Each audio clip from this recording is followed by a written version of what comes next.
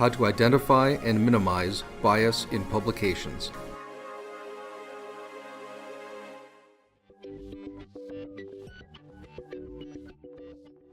The scientific process is one that's based on clarity and transparency about exactly what was done and what was found. It's possible to introduce bias into any sort of paper. We all personally have our own biases, and it's important for authors to be very wary of ways that biases can sneak into papers. I like to leave the assessment up to the readers of the journal. So the readers can look at data and say, oh, this was important or this was not important.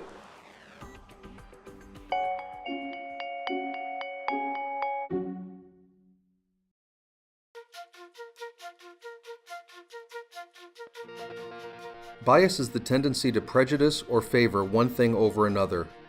When reporting your research findings, paying special attention to potential bias can help keep it from influencing how readers receive and understand your work.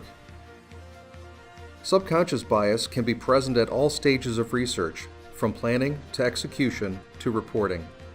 In publishing, bias can be a result of selective reporting of research findings, failure to cite all pertinent previous studies, or overemphasis of results the investigator favors.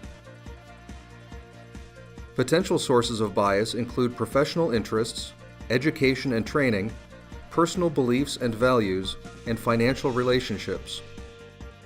For example, a physician who served as a study investigator may be inclined to view the results of the study favorably, owing to their investment of time and effort into the research. Financial relationships include research funding, employment, royalties, patents, honoraria, and consultancies. These types of support should be fully disclosed in accordance with journal requirements. Sponsor involvement, including financial support for study conduct and medical writing assistance, should also be disclosed. Highly publicized instances of authors failing to disclose all conflicts of interest when serving as authors on publications have heightened the scrutiny around author disclosures. When compiling disclosure statements, authors should keep in mind that each individual views conflicts of interest from a different perspective. A relationship that an author does not view as a conflict of interest may be perceived by some readers as a conflict. Therefore, authors should disclose all financial relationships. If a journal does not provide guidance on disclosures, authors should follow good publication practice and recommendations from the International Committee of Medical Journal Editors, or ICMJE. You should keep these biases and their sources in mind when conducting research and reporting your findings. When developing your manuscript, it is crucial that you remain objective and include the rationale and evidence to support your viewpoint.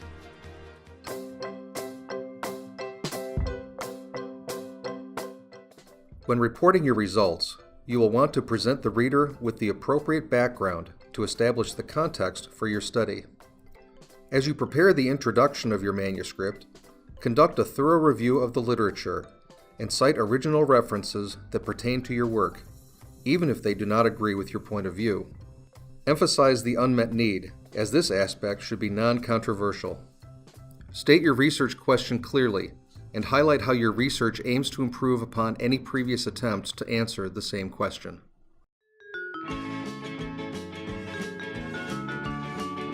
As you prepare to describe your methods, present your data, and discuss your results, you should consider if there are any reporting guidelines that should be followed in your manuscript.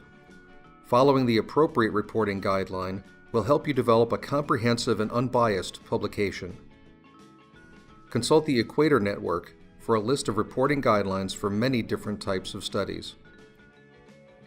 When describing the methods used in the study, you should clearly state the most pertinent and clinically relevant details.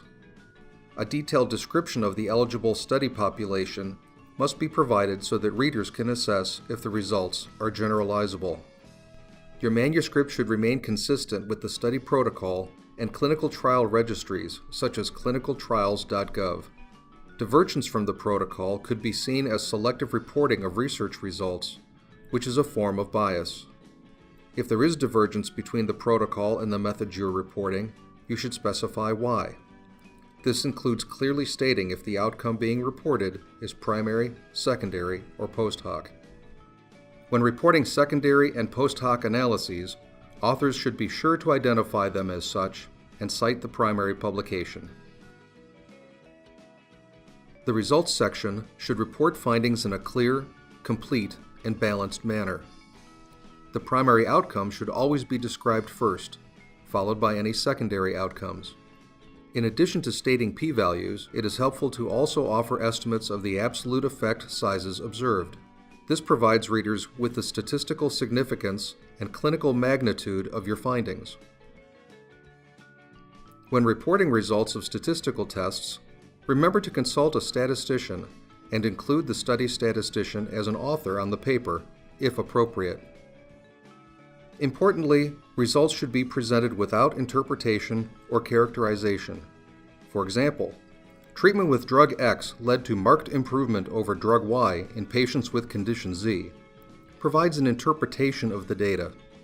In the results section, an unbiased statement would be, treatment with drug X led to changes in variables 1, 2, and 3. Let the reader review and interpret the data on their own in the results section. The discussion is the appropriate place to offer your own interpretation.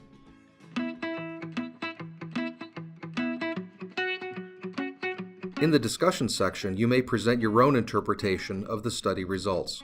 You should include a balanced discussion of the strengths and limitations of your study.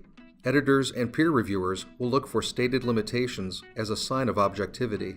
The discussion section can also include your perspective on the clinical implications of your findings and your insights into how the results of your study compare with the findings of others. As an author, you have the opportunity to be somewhat subjective in the discussion section. However, you need to be aware of your own biases and those inherent to the study design. Consider all existing knowledge, resources, and data when offering your interpretation. You should ensure that your interpretation is within the scope of your research and is supported by your evidence. It is important to avoid overemphasizing findings that support your initial hypothesis over those that do not. Additionally, do not embellish your results with adjectives.